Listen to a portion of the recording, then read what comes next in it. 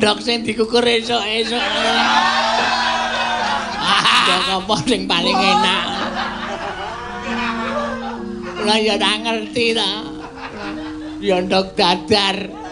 Ngene. Ya ndok ceplok. Mas Bagong muni terus kula muni, "Lah napa, Mas? Ndok sing dikukur esuk-esuk." Kae kena ngapa sirahe? Lah wong ora gelem omongan kok. Senuk. Dalem Rama. Sing ikhlas. Sing sabar. Ane larane Masmu ki ngapa? Larane iki kenapa kok sirahe dikareti nganggo pentil kaya ngono iki? Waune niku jarene meng mumet separo. Anggere kula matke saka kadohan niku wig-wigan. Awake dikukuri. Monggo nek ngukuri awake niku kalih mremelek kaya penak banget.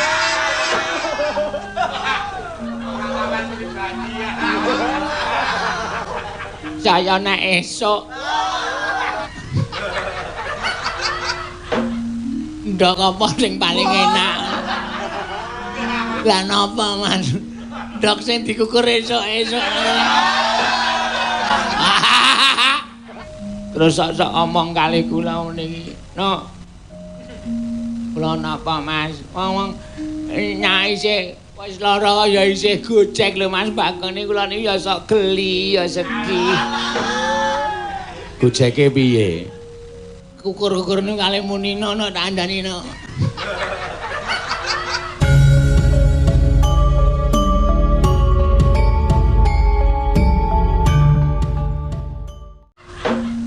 Ndok apa sing paling enak?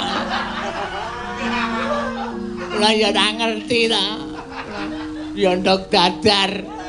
Ngene. Ya ndok ceplok. Mas Bagong muni terus kula muni, "Lah napa, Mas? Ndok sing dikukur esuk-esuk."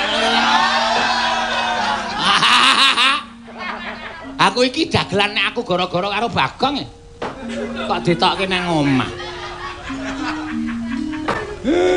Trembelane lah.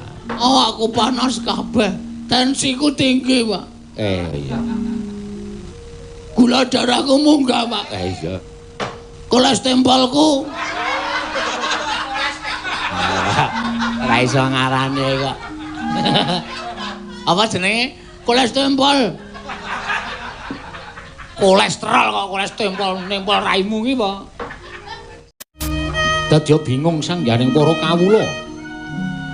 Ibadatan kanten Lurah Semar Nala Garing Petruk ingkang tansah anenggani gerahing Ki Lurah Bagong. Nadyan garwanipun Ki Lurah Bagong nenggih Nyai Senuk ingkang tansah muwun nangurung kepepadaning Ki Lurah Bagong. Dados katingal tintrim nenggih padukuhan Jurang Porong papan lenggahing Ki Lurah Bagong tanggaping gati Lurah Semar Badranaya sigra mbuka swasana madaning bali wismaning Lurah Bagong.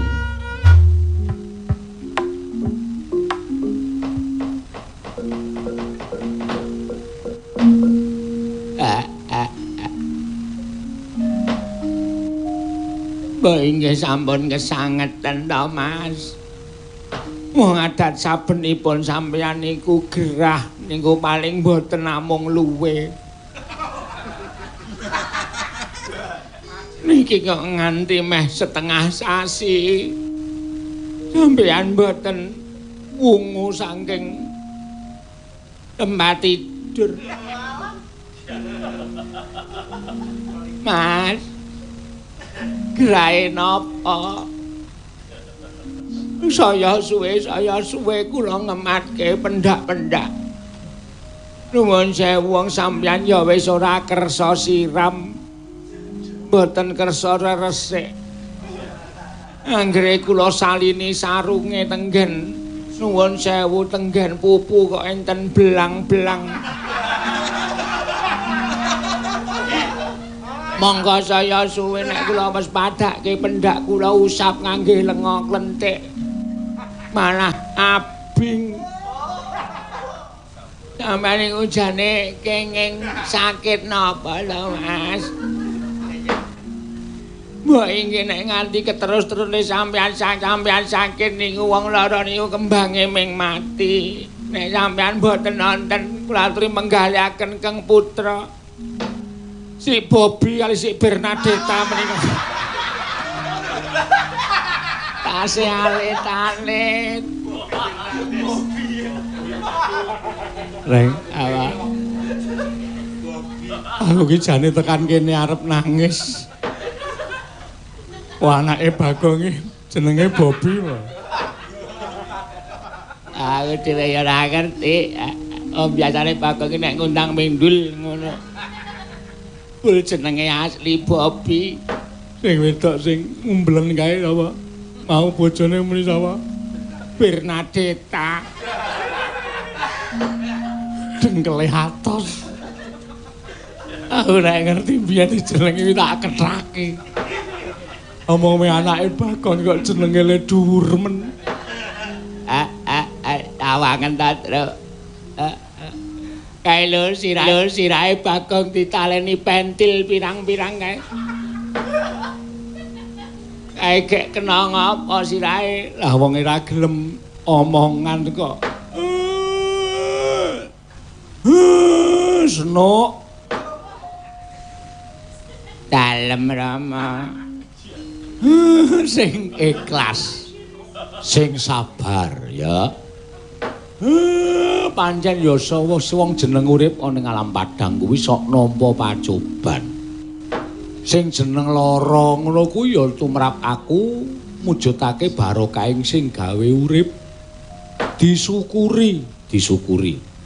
Dene bojomu si Bagong isih diparingi lara dening sing gawe urip, dening sing maha kawasa. Ngucap syukur kuwi ora mung perkara nalika seneng. Ngucap syukur ki ora mung nalika waras. Ning nalika kesusahan ya wajib ngucap syukur tegese isih diparingi susah. Apa to kok isih diparingi susah tegese Gusti sing gatekake karo awake dhewe. Diparingi lara ya Gusti sing gatekake karo awake dhewe. Nek kowe seneng terus tanpa susah, malah kowe duwe rasa kuwatir. Uripmu diuja karo sing gawe urip, merga wis wegah ngandhani karo kowe. Semono uga nek waras-waras terus kuwi ya wajibe kowe kuwatir, merga tanpa diparingi rasa lara. Engko nek ujug-ujug lara, wah wong waras terus ki nek lara teksek. Nggih. Bapak ngendi kok kaya ngoten niku kula terus kelara-lara. Wong nyatane Mas Bagong ning ora nggih awis-awis sakit to, Pak. Iya pancen bocahe ndablek. Bagong ki ora tau lara merga ora percaya karo lelara. Ngono? Nggih, ning niki kok mboten purun maem napa-napa. Sega ya ora gelem, mboten. Biasanipun niku nek esuk senengane jenang sungsum sok entek 6 piring. Niki kula tukake ya ora doyan jenang sumsum. Ora, Dik. Jane larane Masmu ki ngapa? Larane iki kenapa kok sirahe dikareti nganggo pentil kaya ngono iki? Waune niku jarene mung mumet separo. Kula ya omong nek mumet separo ya ndase digawa separo wae. Nesu kula dituthuk ketel. Niki lho tesih tatu. Aku ya kurang ajar wong umet separo kok sirahe kon gawa separo wae ora. Nggih. Saya suwe-suwe jare mumete rata. Terus sarean terus ngenten iki mboten purung tangi. Anggere kula matke saka kadohan niku wig-wigan. Awake dikukuri. Monggo nek ngukuri awake niku kalih meremlek kaya penak banget.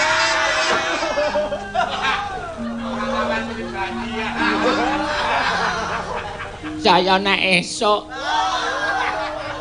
kula tangi turu terus adus niku Mas Bagong niku sirahe ditaleni pentil kali tangane mlebu teng sarung karo ngene niku. Lha janjane iki ora penyakit kok, Dik. Iki wong cerobo. Wong Bagong iki ora tau adus, ora tau ganti, ayo wis penyakite kulit werna-werna. Enten niku dikukuri. Terus sok-sok omong kali kula niki. No. Kula napa, Mas? Wong nyai sik wis lara ya isih gojek lho Mas Bagong niku kula niku ya sok geli ya sedih. Gojeke piye? Kukur-kukur niku kali munino no tak andani no. Ndok apa sing paling enak? Kula ya ora ngerti ta. Ya ndok dadar. Tuh ngene. Ya ndok ceplok. Mas Bagong muni tuh. Terus kula muni, "Lah napa, Mas? Ndok sing dikukur esuk-esuk." Aku iki dagelan nek aku gara-gara karo Bagong. Kok ditokke nang omah. Trembelane lah. Malah dikandhake werna-werna. Amake niku ting blentong niku lho, Pak. Kaya ketemplekan emping. Kulite bekisik nika. Niku nek sedina niku waune enten siji terus pindah dadi enten telu. Saka telu mengke pindah enten 6, enten 7 lan sawah meh rata kaya ngenten niku. Wah, kuwi jenenge rambak ora kaya. Brabak. Kesiki lalarane iki tekan dindi kok rambak-rambak ora. Wong tuwa nek mung panganan tok. Aku ya ora ngerti jenenge. Lah, apa kowe wis nyusul Pak Mantri?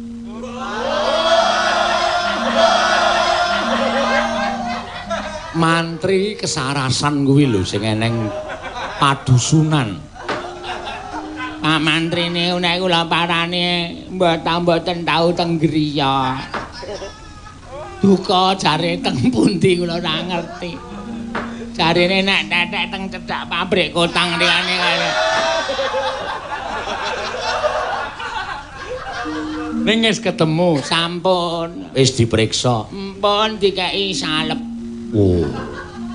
Lah terus salep niku kula singgahke teng dapure. Kula nek omong sampeyan ampun nesu lho. Nggih teng dapur niku teng pawon. Lah saking okehe tangga teparo dienggo sikatan tangga kula. Salepe mau. Nggih. Mas Bagong ora iso tak salepi manggo nyalep gusine tangga teparo niku. Ya wis malah gusine putih-putih. Ale untune we putih gusine. Jane aku tak takon bojomu ki iso.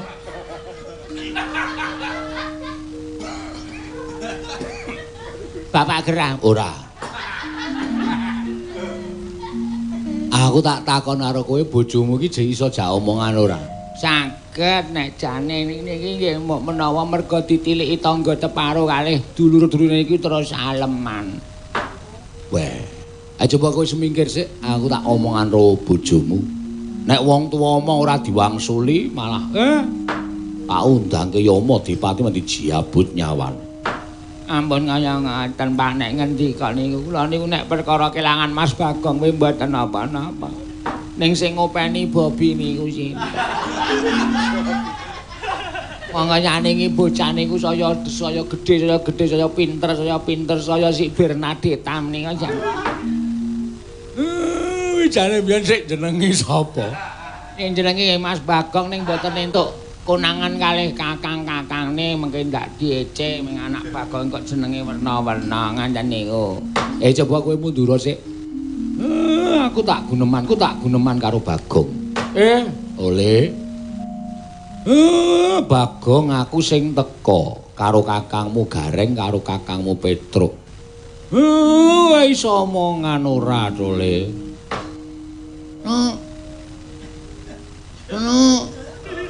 Ora wandan dawa.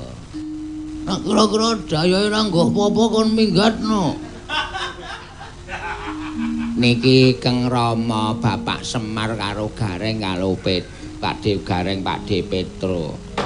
Nek bapak entuk mlebu ruangan. Nek Gareng karo Petro aja, kae cah mentala e. Arep aku lara iso ngentek-entekke apa-apa kae.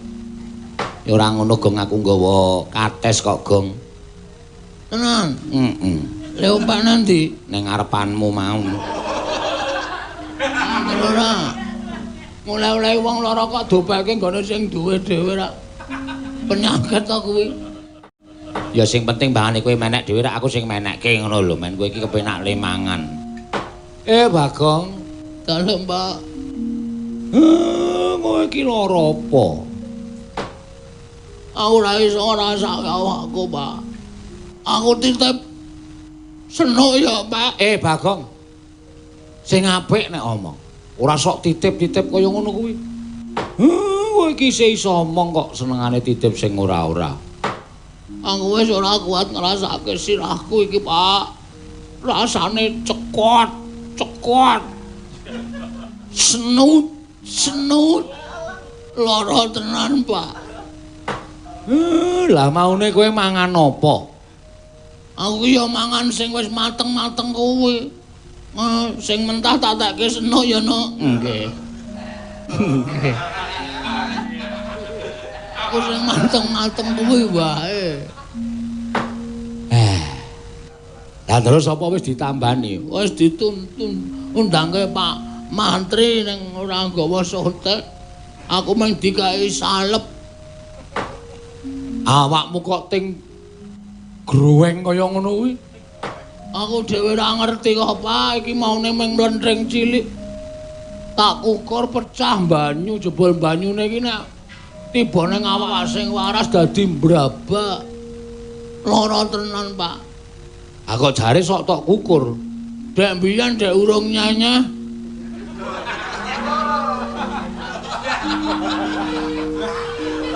Tak kukur ki penak tenan, Pak. Nek wis nyanyah ya suwe perih, Pak. Lara tenan. Awakku panas kabeh. Tensiku tinggi, Pak. Iya. Gula darahku munggah, Pak. Iya. Kolesterolku. Ora iso ngarane kok. Apa jenenge? Kolesterol. Kolesterol kok kolesterol nempel raimu ki, Pak. Kolesterolku ya dhuwur, Pak. Duh, jan lara tenan aku nek ngrasake kanan kaya ngene iki kok tambane apa, Pak? Tambane apa? Apa kowe mentala nyawang aku ngeteh-ngeteh kaya ngene iki ra nyambut gawe? Nek aku ra nyambut gawe, bojoku mangan apa? Anak-anakku mangan apa, Pak? Aku dhewe ya bingung, Bagong. Lanjur kudu piye? Jare kowe iki dewa, Pak. Jare kowe iki Sang Hyang Bathara Ismaya. Mbok ya semedi ra ketang sedhela, Pak. Semedi ya manteng pangestimu. Nek nganti aku ki cilik ora iso mari gedhe, nganti aku ki almarhumah. Almarhum tok ora almarhumah. Almarhumah ki wedok. Soale aku lek dikubur nang kuburan wedok. Oh iya wis ngeyel ora. Almarhumah. Sapa sing ngopeni anakku? Sapa sing ngopeni cintaku senok iki, Pak? Kowe mentala, Pak. Terus kancane Gareng sapa? Kancane Petrus sapa nek gara-gara? Apakah hanya sampai sekian cerita dari kesuperheroan Ketua Pemuda Karang Kedempel, Pak? Apa kowe mentala, Pak? Kanan kaya ngene iki aku tutulana, Pak. Omongane sra cetha. Iki meh stroke. Waduh. Kok rumasaku kok anggere wong cilik kok malah diwedeni penyakit to? Penyakit iki ming awake ting blentong kaya ngono kok nganti tekan stroke barang. Kula nyuwun dipun tulungi, Bapak. Kula ingkang putra mantu pun senuk nyuwun rimados Mas Bagong menika dipun paringi saras, Pak. Semareka den prayitna semurire seka bali.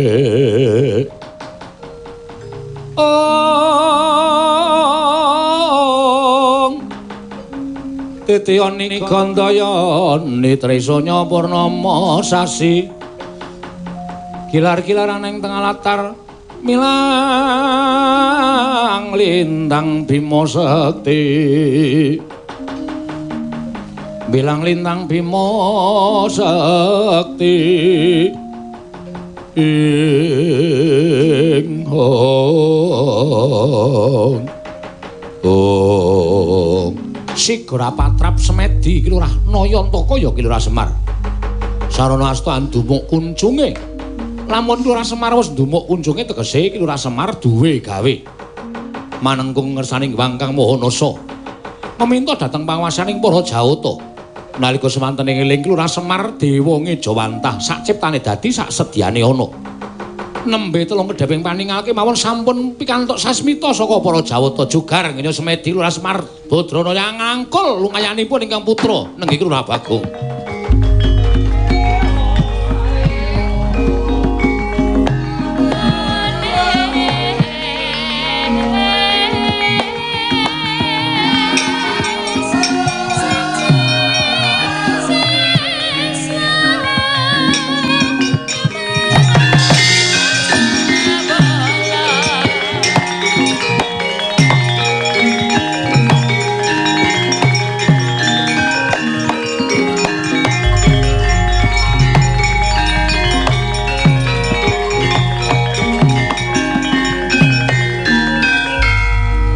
Titiyani Gandayani Trisanya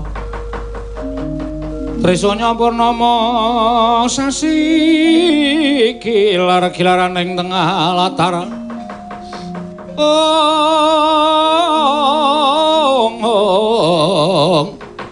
kilar-kilaran ing tengah latar milang lintang Bima Sekti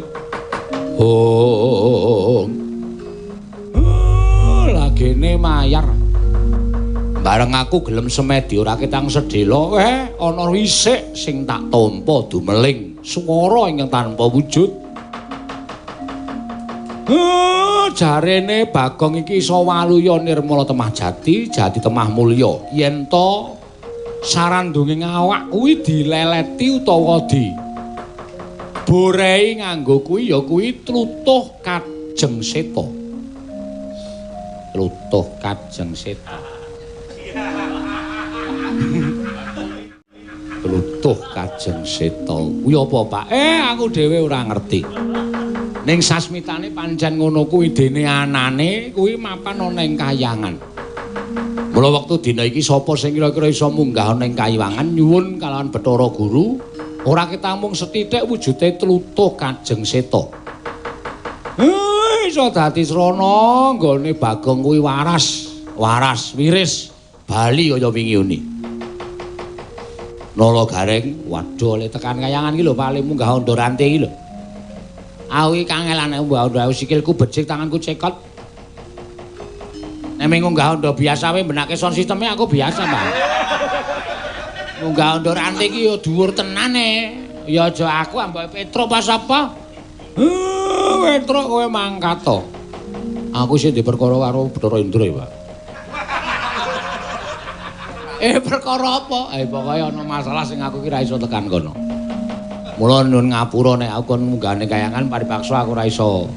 Apa mistu dawuhe bapak? Lanjur sapa sing arep munggahane kayangan? Bagong, jamune wis ketemu tambane wis ketemu ning ora ana sing wani munggahane kayangan.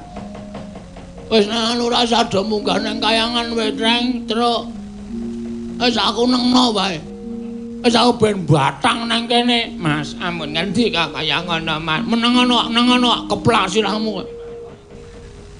Iki perkara aku karo kakang-kakangku. Garang Petro Bagong bola-balik Garang Petro tok Bagong ora. bola-bali anggere ana perkara, bola-bali anggere ana masalah, aku mesti mbantu lho. Ning kowe kok ngono karo aku. Kowe ngaku aku adi lho, Rek. Kowe ngaku aku ki adi lho, Truk. Ning bareng adine ngatang-atang kaya ngono kowe mung dijaluki tulung kaya golek tamba wae kowe ra gelem. Oke, ra masalah. Saiki ketok njaba jeromut, kedung jero iso dijajaki, ati meneh menungsa sapa sing ngerti. Nah, nek omongan iki tangi ndak idune kelek kabeh. Aku saiki weruh gedhoamu. Aku saiki weruh lambe atimu. Nek kowe tekan kene iki niate mung ngardo nangisi aku ning ora budidaya supaya aku waras. Mau rasah rene ra apa-apa. Aku ora butuh tok tangisi ra masalah. Sing tak butuhke iki wong-wong sing peduli karo aku, sing iso goleke tamba karo aku. Nek mung urun nangis wis jagat iki wis akeh banget tak omong. Angger teko ketok nangis. Engko balik raine wis cengengesan. Ngono kuwi pirang-pirang wong sipate kaya ngono kuwi. Mula nek pancen ora ana sing kira-kira budhale kayangan golek apa mau-mau, tlutuh Kajeng Seta. Ketoke kowe gawe-gawe, Pak. Ora. Iki tenan. Iki sasmita sing tak tampa tenan. Tlutuh Kajeng Seta. Tlutuh ki minyak, Kajeng ki kayu, Seta. Ngomong minyak kayu putih. Ora beda kuwi tlutuh Kajeng Seta kuwi kaya ngono kuwi. Wis. Nek pancen wis ora ana sing gelem menyang, aku sing arep menyang. Nek ya kuwi Pak, ikhlasno. Nek awakku kuat tekan kayangan, aku tekan kayangan. Nek awakku ora kuat tekan kayangan, ilang-ilangan ndok siji ikhlasno. Kowe kelangan anak dina iki, Pak. Kula nderek nggih, Mas. Pokoke sebaya mukti, sebaya mati panjenengan nek nganti minggah teng kayangan mboten dugi terus sampeyan seda teng mergi kula ya suduk salira. Lahir batin nggih. Lajeng pados priya sing kersa nyuduk kula.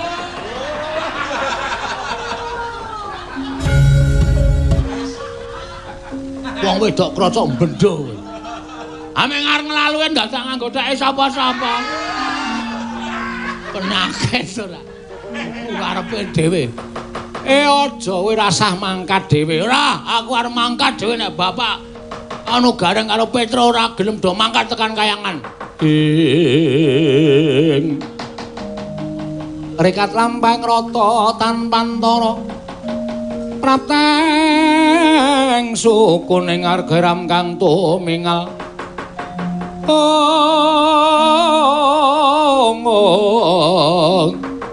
Eram kang tumingal dendeng saingga praja.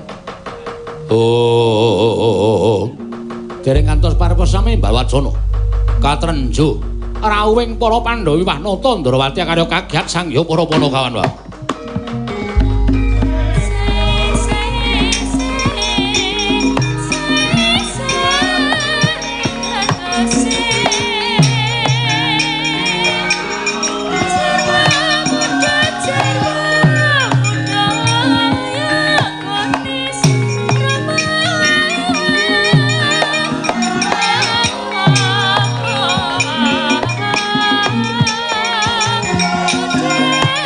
Sa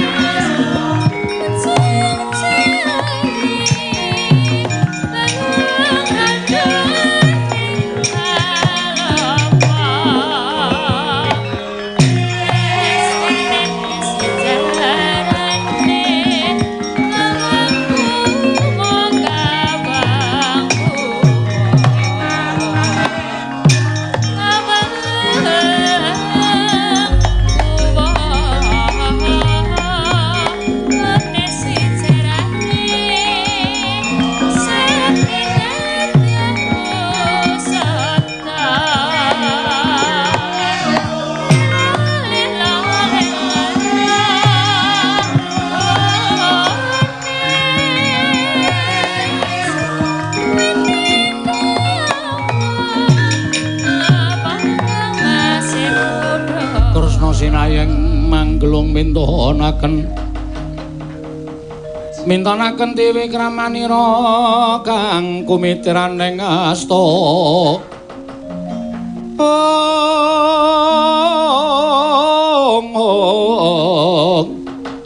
kang kumitiraning astaning asta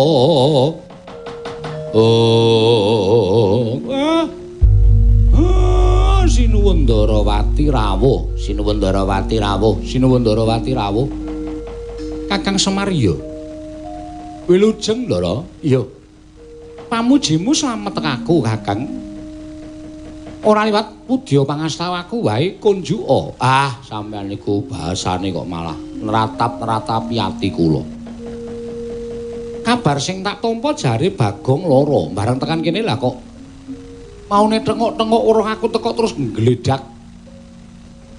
Mbok pangku kuwi janjane Bagong kuwi lara tenan apa ora? Pancen ya sakit tenan saestu. Wah. Yen ning gawe kisruwe para Pandhawa. Tak candhae tak buange dalan. Nibane ping etok-etok. Buang mawon.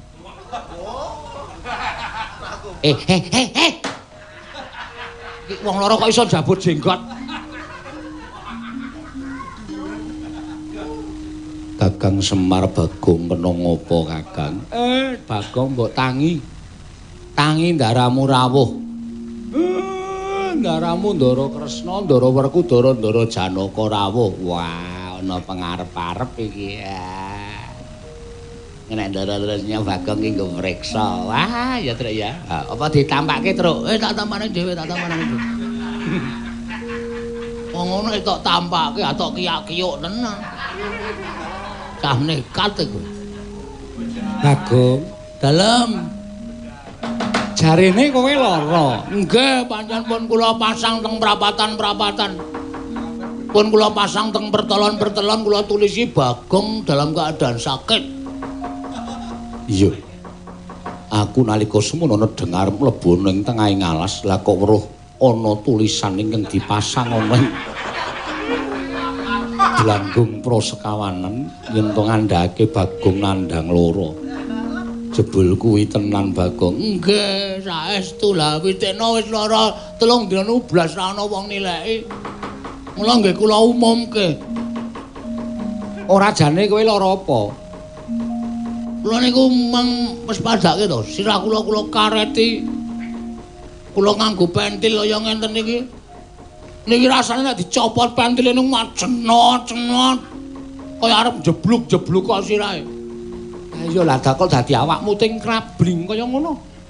Kuwi kena apa? Kok abang-abang kaya ngono tok ukur mesti? Nggih. Apa enak banget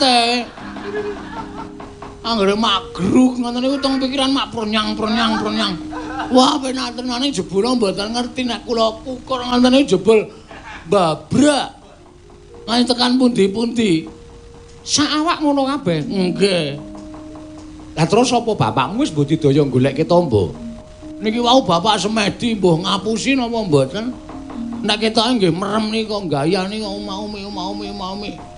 Terus ngendika, wis kecandhak aku sentuh sasmitaning Jawata. Nek Bagong iso mari waras, wiris, iso melu pementasan pergelaran wayang kulit. Wonten Bagong goleke tombo ya kuwi ingkang aran Tlutuh Kajeng Seta. Lho. Tlutuh Kajeng Seta Kang Semar. Nggih. Niku sasmita sing kula tampa. Lah dalah. Lah banjur sasmita mau apa pancen iso ngandhaki yen to Tlutuh Kajeng Seta mau mapane ning endi? Miturut sabda utawa wangsit sing kula tampa papane enten Kahyangan. Niku papane sakiwa tengening Kawah Candradimaka dene wonten ing mriku dipun tenggo wujudipun yaksa. Sinten mawon boten iso caket kalian wujuding Kajeng utawi Tlutuh Kajeng Seta kedah saged ngasoraken yaksa ingkang tenggo kajeng menika. Ana buta ingkang nunggu kayu mau, nggih. Mongko kula nek utusan Gareng Petruk mesti ora bakal iso ngasorake kali buta sing tunggu kayu niku. mbok menawi ndara wonten krendheking penggalih ngentengaken sariya carira madosaken tamba anak kula Bagong Ndara ing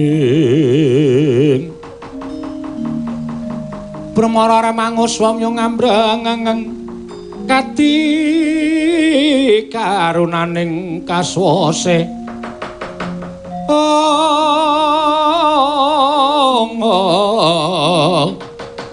yaneng marga memalatkum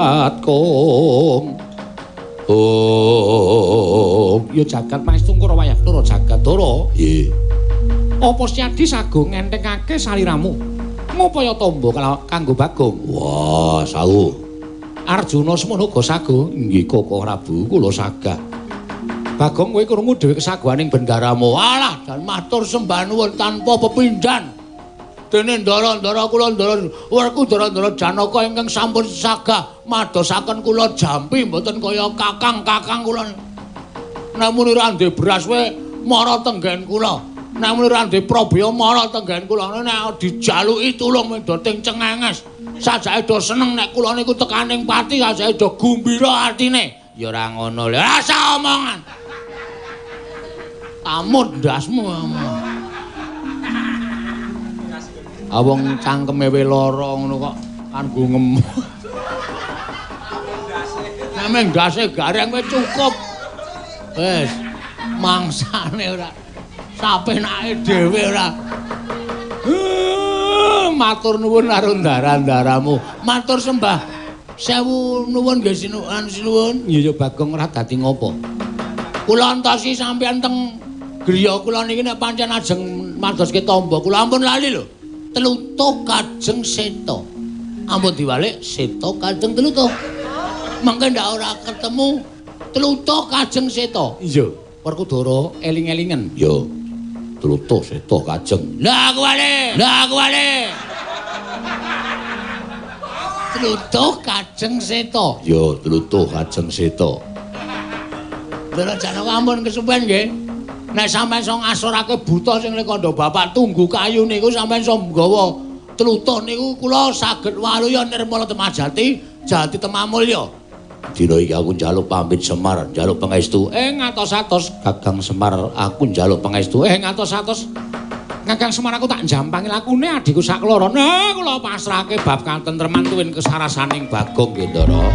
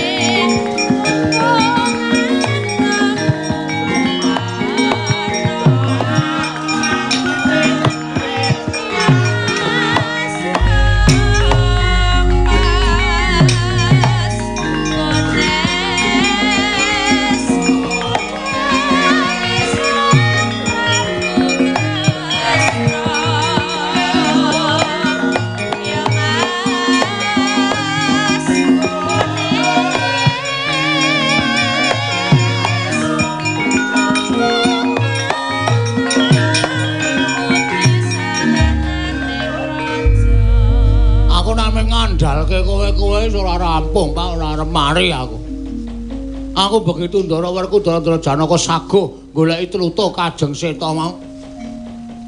Rasane awake kaya waras, ya mung kulitku siting clekit. Ayo engko. Nek wis dileleti kuwi bakal mari, Gong. Apa sementara dinehi minyak rem bae.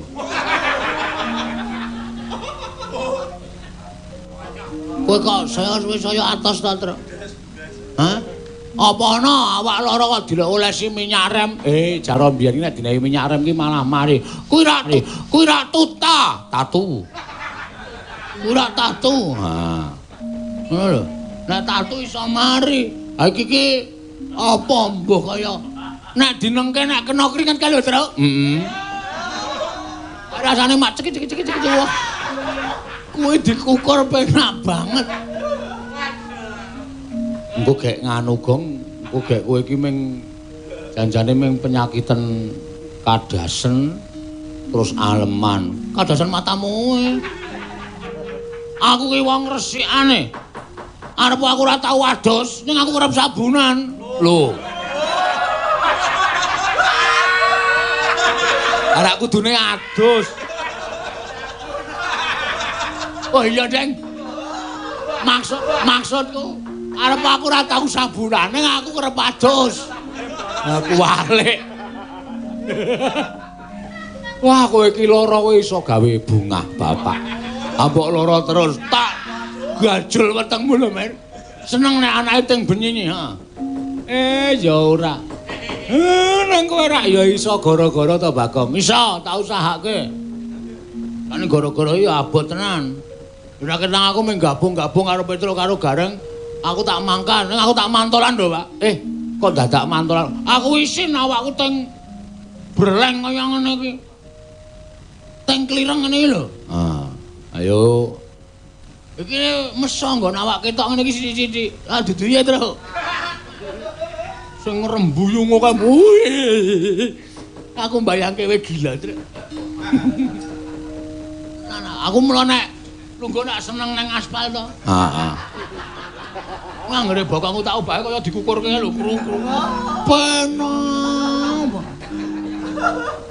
Berarti kowe nek esuk sore-sore jam 3 sok tengok-tengok nang aspal gayane udut-udutan kae ngukurke kuwi to. Heeh. Kena anget iki mak cekik-cekik wah. Asli, nek ora percaya takono Keswan sing tau.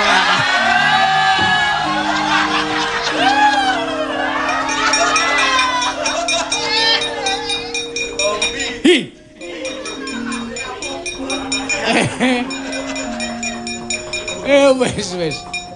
Kok ketularan dhewe apa ya kowe?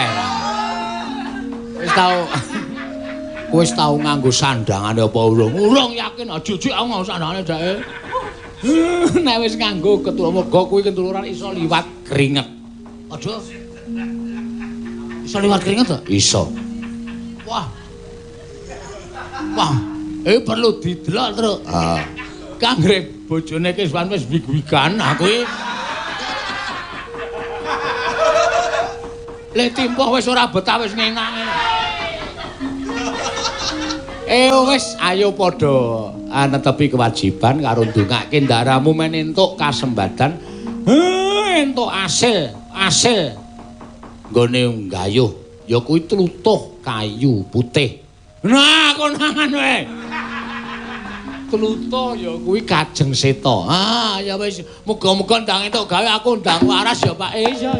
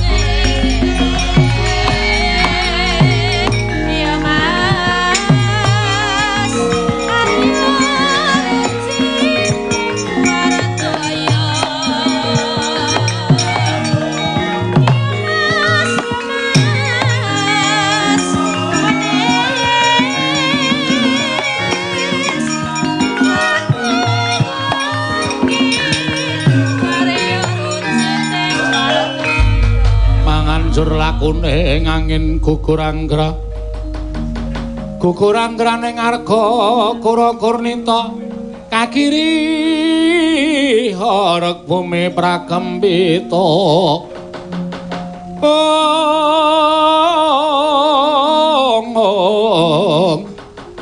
patulung mangambak-ambak udan lesus war pinusus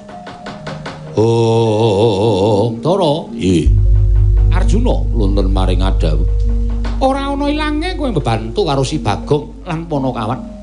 Jernyatane Panakawan kuwi wis gedhe lelabuhe tumraping para Pandhawa. Ngelingono duk nalika Pandhawa isih timur, Pandhawa isih jejaka nganti tekan saiki ora nate pisah lan para Panakawan. Mobot repoting Panakawan uga dadi kewajibanmu ya, Yayi. Ya, mestake dawuh. Pun Kakang bakalan jangkung tindaking Siadi sakloron marang Kayiwangan. Siadi enggalo agahan nututi lawan tindaking pun Kakang ing Ndorowati. Ora usah dadak kuwatir kowe mangkaton dhisik aku nututi karo Jlamprong. Werkudara ya Arjuna mengkono. Koko Prabu kula aturi tindak ngrumiyine dhateng Rayi Kekali.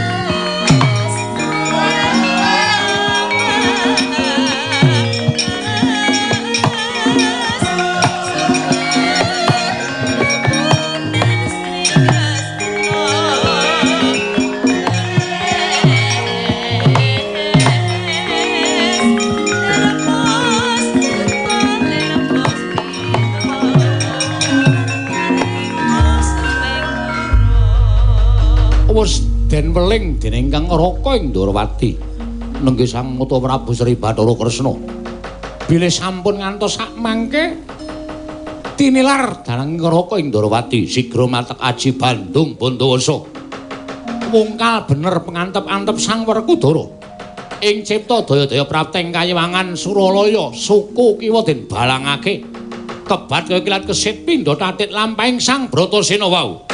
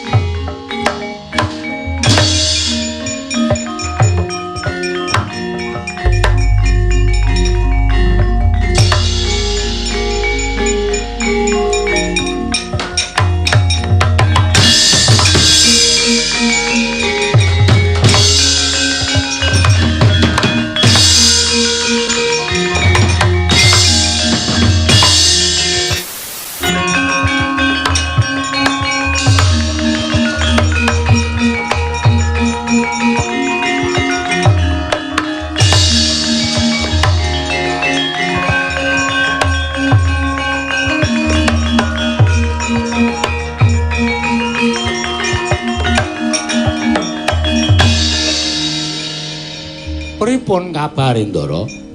Kakang Semar. Wis ora kurang-kurang nggonku matur kelawan Sang Hyang Jagat Girinata supaya bisa njupuk wujuding tlutuh Kajeng Seta. Parandene jebul ngendikaning Sang Hyang Jagat Girinata, tlutuh Kajeng Seta kuwi pancen ana sing wis ndarbeni lan wis digawe sewijining ya kuwi pewujudan tetamba ingkang bisa nambani sapa wae ingkang nandhang lara. Wujuding tlutuh Kajeng Seta mau lamun ta dibasake wantah, wujude ya kuwi lenga kayu putih Kakang. Walah, Bagong pun entuk niku pun entuk.